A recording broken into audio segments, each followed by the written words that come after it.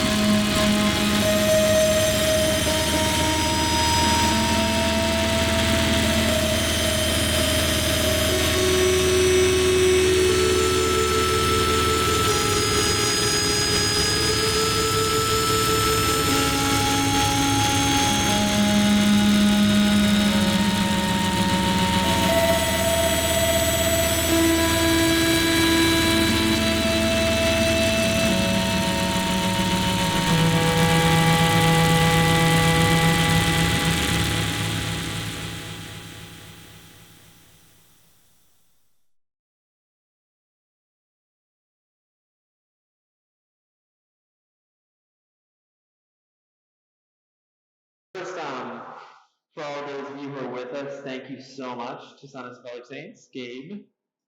We've been waiting to make this one happen for a long time, and I deeply enjoyed the performance. I was really into it. So thank you. Thank you for having me. Most definitely. Do you want to start? So, well, of course, we have to ask you about, the mythos behind the Cynocephalae, and I wanted to know if you've ever made music for dogs.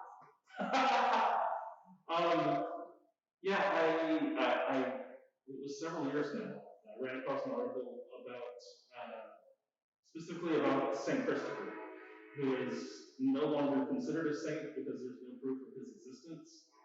But in some art, he was portrayed as having a doggy head. And that motif repeated in Christian art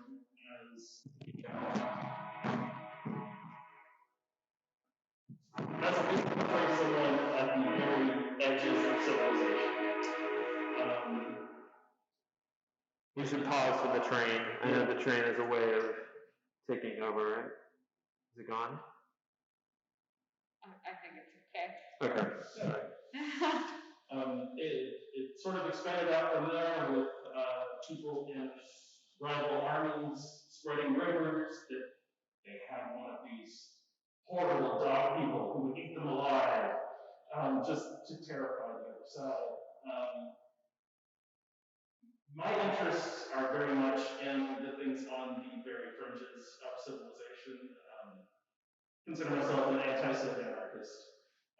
So this idea of this motif that was repeated about, I don't want to say savagery, but this uncivilized mixing with the civilized. And as it feels very much now like we are at the dusk of this particular civilization, I really wanted to explore what that felt like to be sung. And actually, I don't think it was said, it was certainly said on our social media and posters, but the piece was called A New Barbarity for Sick Civility. I love this title. What we consider civilized as used as a goal, a compliment, is, it's gotten us to where we are now. So what in the face of that is barbarism. Cool. Well, that's very much, the Yes, We Cannibal story. We're very much inspired by this idea of embracing the savage and taking apart.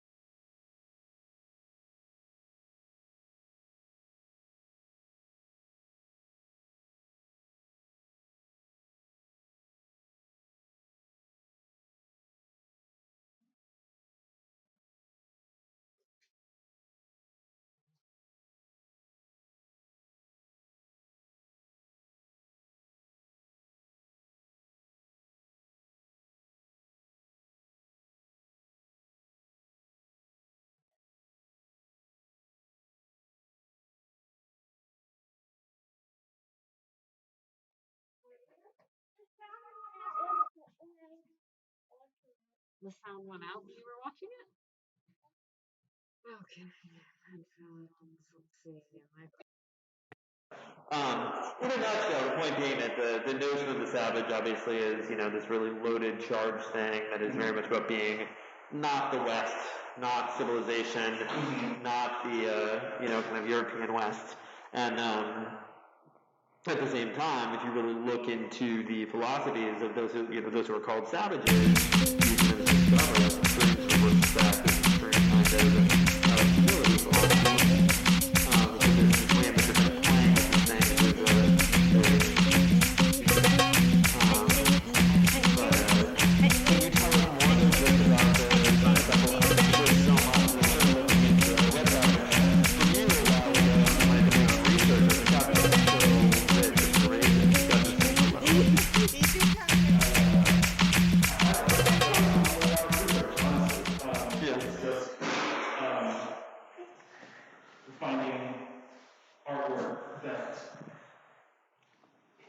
same chords that I was trying to explore. And then just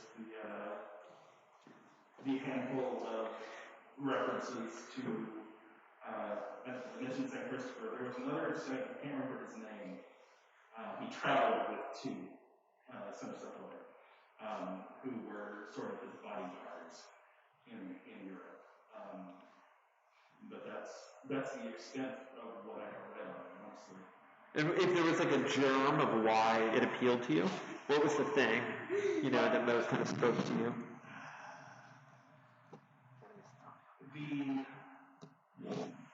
The dissolving of the line between the human and the animal was the first thing that really got to me. The inability to see humans as animals in a larger community of living beings is terrifying to me. So that the fact that we have these beings in our collective mythologies that are neither one nor the other, that liminal space between the two is really interesting. It's interesting. I was reading about the Sphinx recently, and about kind of how Oedipus defeats the Sphinx, and it's supposed to be kind of like when the logos emerges, right, and when kind of humanity is able to, become, to adopt reason and to be governed by reason, and sort of overcomes its animality. And it's such a kind of strange, sort of poignant monument to kind of what you're talking about, the separation of the human and the animal.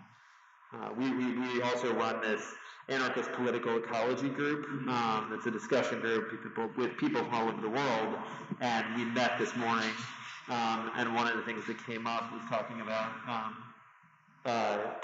kind of the loss of the ability for humans and animals to mimic each other, right? And this is kind of like a founding aspect of civilization, as it were, to have these kind of intimate relationships with animals. And the more I thought about it, the more it's really kind of poignant. It's really quite interesting. And then I wonder, how does this relate to the way you interact with your machines, if it does at all? I loved when you had a chord, you had an active chord into your palm, and I wondered if you'd talk about that at all. It goes into that in several different ways. One of them is using all of the pieces in ways that they're not intended to be used. Part of that would be just taking, the electrical current of my hand and converting that into a sound wave and then manipulating that. Other parts, I have a distortion pedal over there with two outputs and one input. So I just run on the outputs to the input to create a feedback loop to work off of, which completely breaks the pedal as it's supposed to be used. So it's just sort of how can you pull something out of all of this that wasn't necessarily intended to be there? How can you use these things in a way that breaks them from the point of view of the designers, but it still gets you to, and for me, it's very emotional. I'm trying to hit something inside me and open that up. And so how can I do that in all the wrong ways? Yeah, and that was so striking. I haven't actually, I think, really watched kind of for lack of a better word, like an entire noise performance in many years. And it was really, I loved it. I was really moved to watch it and to remember how direct presence and kind of being in some sense like forced to watch it, right? I mean, like you want to turn away to be forced to watch the whole thing, but those moments when you're like kind of transcendent, your eyes roll back are really powerful. So, I mean, you said a bit about that, but I'd love to hear more about that and what's going on and if that's cathartic or ecstatic. It's very much cathartic. I don't know how many words I actually have for it. I mean, which is odd. I've been doing this since the late 90s in one form or another. And I still don't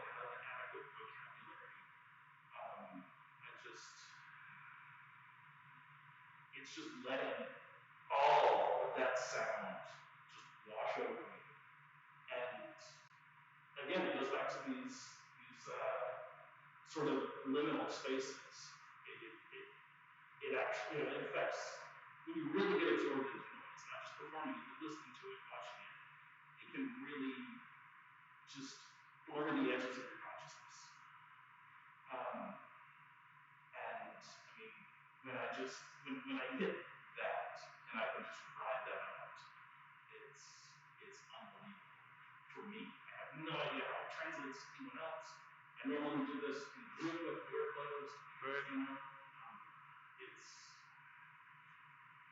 but yeah, it's very much a cathartic, a purgative experience. Do you think things are happening with your brainwaves? Like, do you think your alpha and theta brainwaves are affected by the noises you're making, the way you're interacting? That would be a fun experiment. Yeah. Yeah. Someone should get a grant at Stanford or something to do research into noise musicians and theta brain states. Yeah, it's interesting because your whole, the masks in a way, it lets you read the broader gesture, right? Like bigger overtones. I think Matt had a question about, the choice of masks and wanting to make your own, or using something store bought. Have you ever? I definitely want to extend, make something my own, find something from an artist creating it. This one I got, one, because it's affordable, and two, because it's pink. If you've ever been to a noise show, it is just lines of mostly cis white dudes in all black going. And I can't deal with that. Yeah.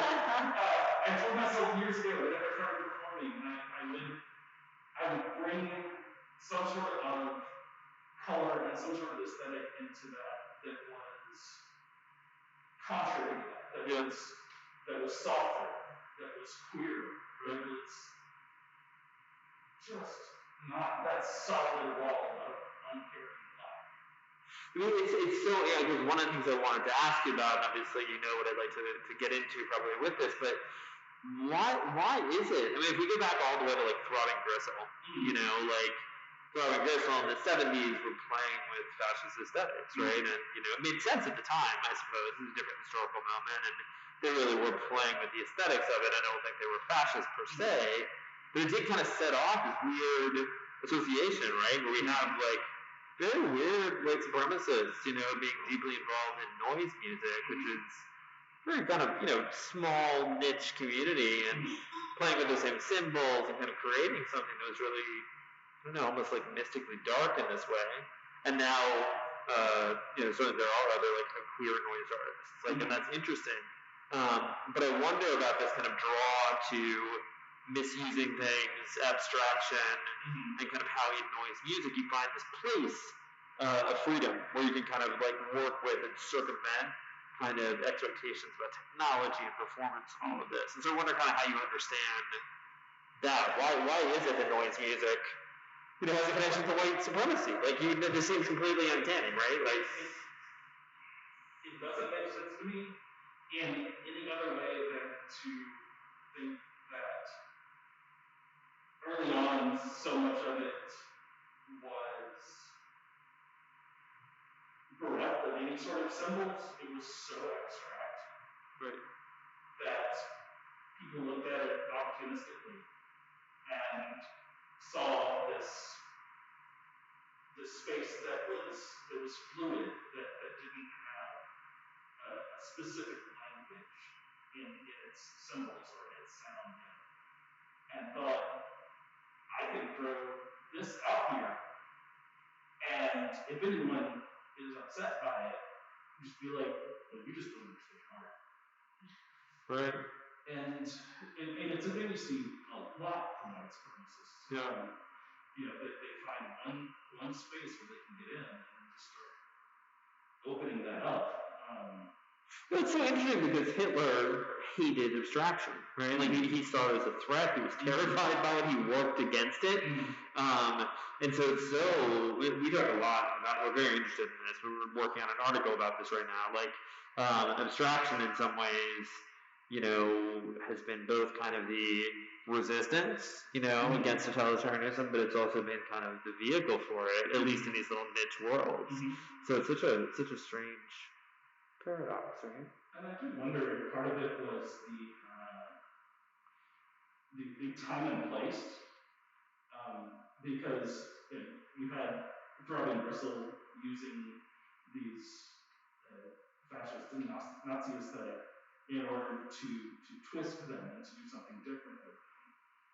But at the same time, you had the National Front, I think, right, in the UK on the rise. You had them going into the Oi subculture and turning these punk bands and using that to spread their message. Now, since it's such a relatively small place, right, and underground scenes are always going to overlap. Yeah. I do have to wonder if some of it was just overlap from the players attempting to infiltrate. Interesting. Yeah, and then there's the whole kind of like current 93, and all that sort of like bizarre, not very popular neo-folk music that's like also sometimes extremely fascist, which seems so strange, right? But I wanted to ask you a fairly personal question, but also like such a timely one, which is, we're Yankees, we're not from Baton Rouge, we've been here, going on 2 years, and we're still learning about it, and we're still kind of shaken by like the legacy of the plantation here, and it's something we think about all the time. And you mentioned to me in passing that you had grown up in a family, and I think if I recall correctly, you were given a copy of the Turner Diaries when you were a teenager. Yeah, it was probably about 13. I grew up in Livingston Parish, not too far from Baton Rouge. At the time, it was far more rural than it is now. It's completely just a bedroom community for commuters at this point. But it was very much not in the 80s. And yeah, I was 13 and my dad gave me a copy of this book that he got from his friends that they probably got at a gun show or something. And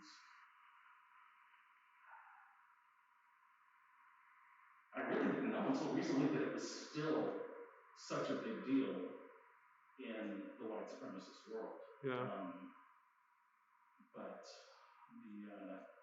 do you remember kind of like how you responded to it, like or how it shaped you? I mean, it's such a formative time, right? Or I should say, how you related to it, because it must have been some part of you is very human. It must have been like, what in God's name is this? Like, it's not really, honestly. It's because by the time someone is handing you that, you've gotten so much. It starts with much softer indoctrination and moves up and up. So once you're reading this book about a global race war and seeing that the people who are sharing this book are looking at this as a game plan. That was your read of the book. Yeah. It was, at that point, it's not jarring anymore. Because, I've talked to these people. I know, I knew the guy who gave the book to my dad, who was a recluse, who stockpiled guns because he knew that this race war was coming. My dad. And I'm sure you knew him as a person before before the ideology, right? Oh yeah. He was my dad's friend. Yeah. He was that guy that talks on the CD to my dad all the time.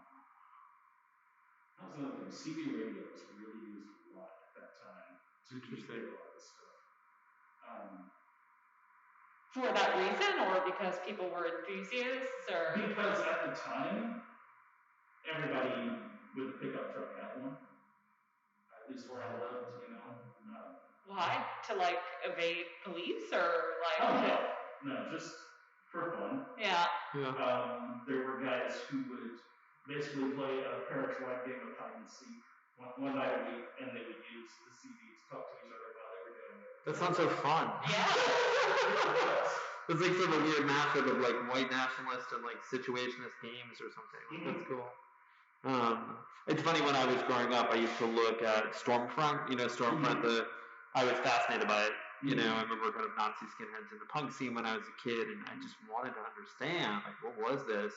And I would look at Stormfront, I was like, looking, but I was always obsessed with going to the very non-controversial boards and reading about, like, these sort of like homemakers who are sharing cookie recipes and exchanging child rearing advice, and it was all highly non-racist and non-politicized. And it was so interesting to see, like, this is like any other community, right? Like, on the one hand, you believe in the Turner Diaries and like a race war is coming, and on the other hand, you have like probably a pretty good like molasses cookie recipe.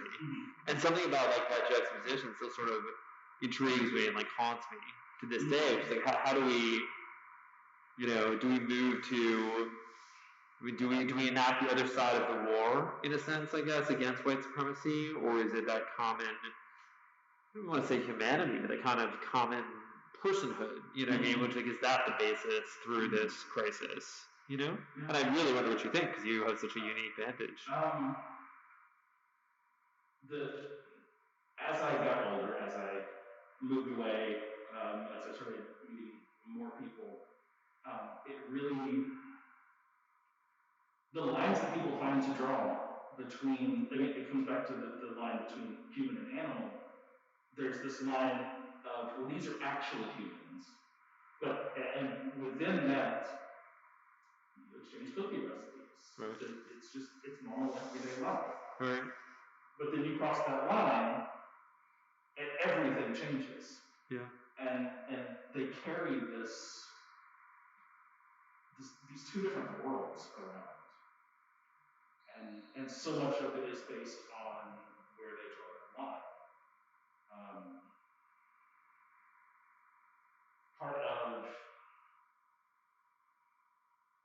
Part of what I'm processing here started with getting away from them. I moved to a bigger town.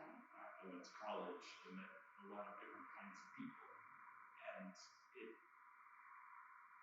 it took no time for that to just start being chipped away from me, Now, it's going to take the rest of my life to keep working on it, because you can't undo all of that. You can just sort of work against it. But once I started moving that line further out and further out, and I started seeing how all of these various hierarchies are developed and used to keep everyone in a certain place, just one after another, they all started to fall apart. Right. Which, eventually led me to looking at civilization itself as the order hierarchy that everything else is supporting. Right. And the combination of the sounds that I'm using, the wrong ways that I'm using the various equipment, and the just attempting to break down every barrier inside me is what drives a lot of the sounds that I create. Yeah, that's the gesture, what you're doing kind of with the plug, really kind of spoke to that for me in this way. But at the same time, like there was a lot of beauty in that piece. There were moments that were really sort of transcendental, and I could watch you, and then it would sort of intensify in me, and I could feel that, and then this sort of disintegration. And I was sort of wondering, like, how much of what you were doing, how much of what you were performing in this piece was kind of representational. Like how much were you, in some way, kind of structuring a narrative, or kind of like.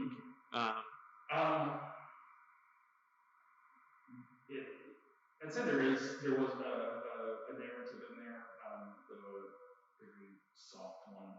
What I was trying to do really was explore the beauty that can happen in the breakdown of things. I was using a random note generator that it keeps everything it produces within a certain key, but it just sort of spits them out randomly. Yeah.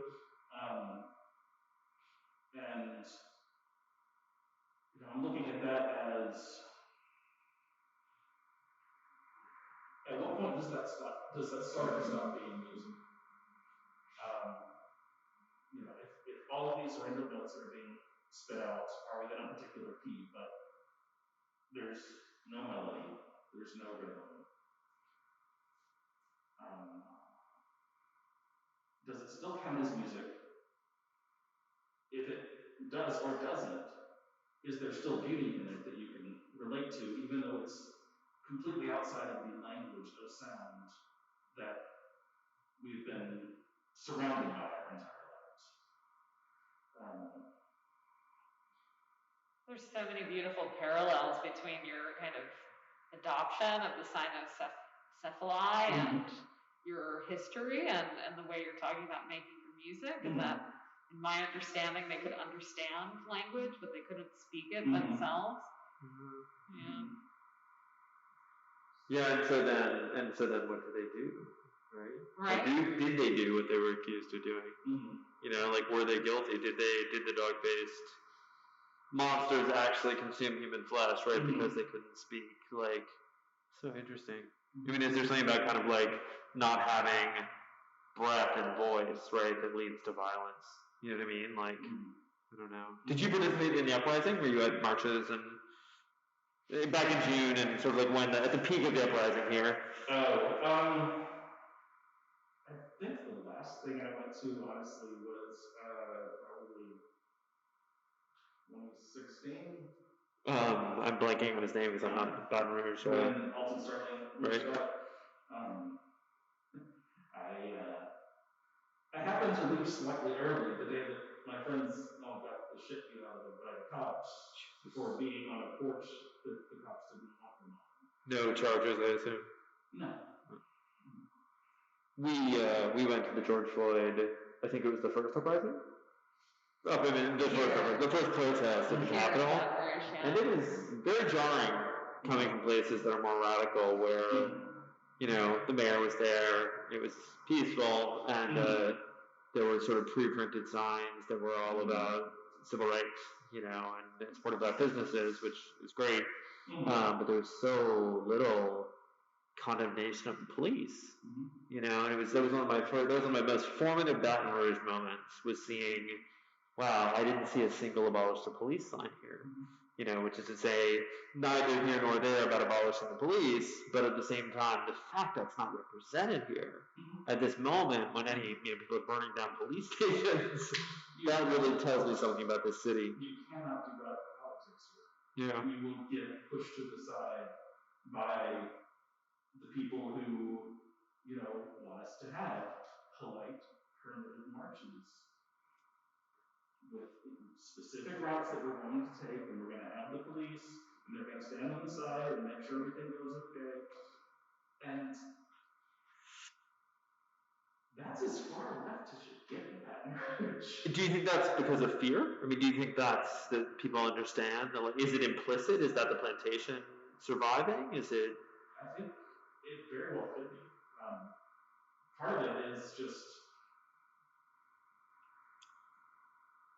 certain people make their careers being local activists, and I think some of them are just more invested in maintaining that than they are in actually pushing for anything. So you have this, this nonprofit world that you can work within. You have this church world that you can work within, and they want to push for something more just, but they're tempered by the framework they work within, their desire to protect themselves, and the fact that nothing's ever happened to make things better here since the busboy cat. So what can you recommend as someone who's adopted the persona of someone who can't speak, maybe there's a lot to learn about dealing with this situation when you're method here? I have no idea. I've been at a loss ever since 2016, when I watched my friends help organize this march, and the closer we got to it, the more they got pushed out of the picture by the professionals involved. And The professional activists. Yeah. And I mean, some of them, like, they could hear the comments about their gender and about their sexuality from the people who wanted this to be a very respectable crowd. And all of the work that they did got ignored and they got shut out. Were there like queer visibility marches, even like Pride and things like that, also, or but also kind of quarantined in their ghetto in a sense? Pride it started off as a picnic here. We've never had a parade. Oh. Interesting. We have all the parades. Yeah, right. Exactly. Yeah. We have a Halloween parade, but we've never had a Pride parade. That is crazy, right? Yeah, it is. And I think a lot of it is people just trying to stay under the radar. Still. Is that like a church opposition thing or what? I don't think so. Because everyone likes Pride parades now, people take their kids. Yeah, it's about sure. Yeah.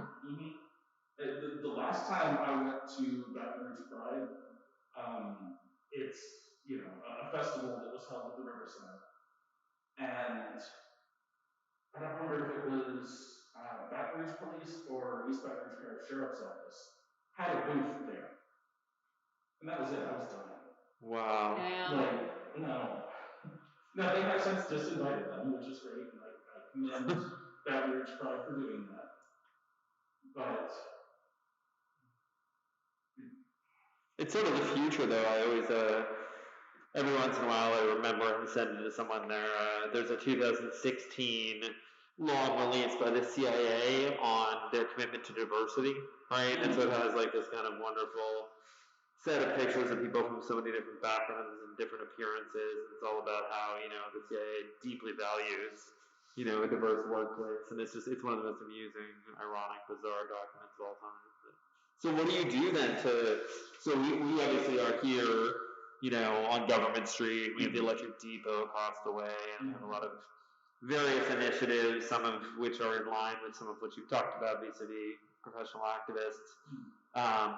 But we're right here in the middle of potential gentrification area. We kind of watch it, and I'm always shocked that we have an event called White Nights, and we had White Star Market, and no one seems to raise an eyebrow, right?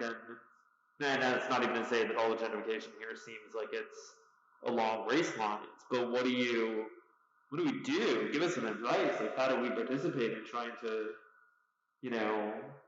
do the equitable thing to help contribute, right, to making this more inclusive space. Inclusive. Yeah. Our whole MO is everything's free, and slowly getting the word out that you truly are welcome here. To anyone, if you want to come in here and you have an idea for a class or an event or whatever, whoever you are, please come join us. But it's how do you do that in Baton Rouge? Tell us. The only thing I can think of is making more contacts in churches. Interesting. We're working on that actually for another reason, but. I recommend Metropolitan Community Church here in Baton Rouge. They're wonderful. They're actually one of the major reasons that a Pride festival happens at all. Yeah. Cool. Are you religious? Do you have a practice, if I can ask? I have been in the past. Okay. That all very much fell away over, the last 10 years or so for me. I don't know what's happening with my spiritual life right now. So. But you have some exploration, because you have a beautiful kind of ambient piece derived from Tantra. Is that right? Which I really love that record. So, wow. Yeah, I enjoy exploring the ideas around certain days, Holly was the one that we listened to. I have 2 albums that are dedicated to the Egyptian god Set. Oh, wow. And Are you involved with any of the organization, like the Thelema and Temple of Set? Okay. no. Good. I think I have other plans. Yeah. Thelema I have nothing against. It was Temple of Set that I was a little wary of. But, and then I'm a long time historian.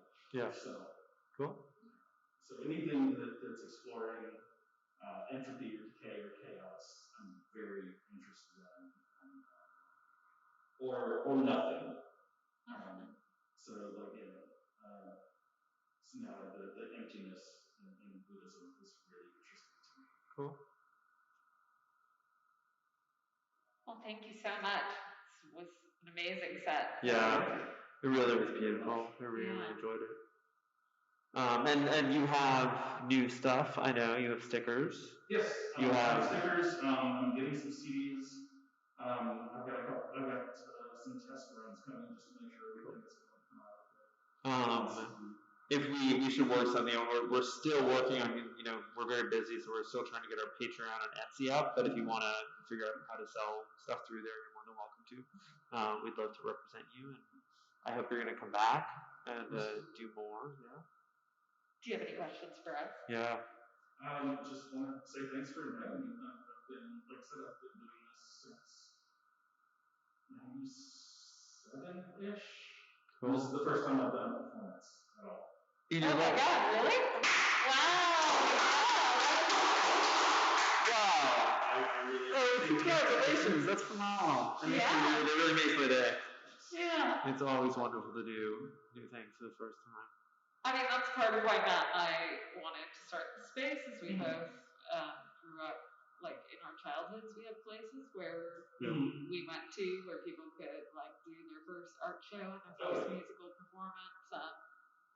They were really formative for us, so we were really thrilled to be that space for you. Yeah, that's very exciting. Yeah. Even up through my 20s, the knowledge just punk space was so important to every community I knew of, and then at some point we just all went out. It's weird because there's some folks in that. Well, the world doesn't quite exist here, in my opinion. I mean, there's something sort of like it, but I know some people in that I love and appreciate and who helped us. But it is interesting that I've noticed a shift in my lifetime from, every city has always had like a DIY punk underground of some sort that was critical to all of us, and there's so much emphasis on money here. Like when people do shows, they talk about having vendors. And I'm always like, man, I don't think I ever wrote a vendor at a punk show my entire childhood. Like, what a bizarre idea. Like, that's a capitalist thing. Like, and, some of those vendors people I really like and sell good art, but there's such an emphasis on money, and I've never, it's really thrown me. Like, I've been really surprised. We're like, when we were younger, we wanted to show art. We just wanted to show art, like, so, but, yeah. Well, who should we check out, and what are the other local Louisiana artists that you inspired, if there are any, or national? Locally, in Baton Rouge, there's Al Lambert, who does some really cool stuff. He's coming in February. Okay, excellent. Yeah, he's great. He's been really supportive of my work. He's got a really cool radio show. Yeah. And there's those monitors that he does.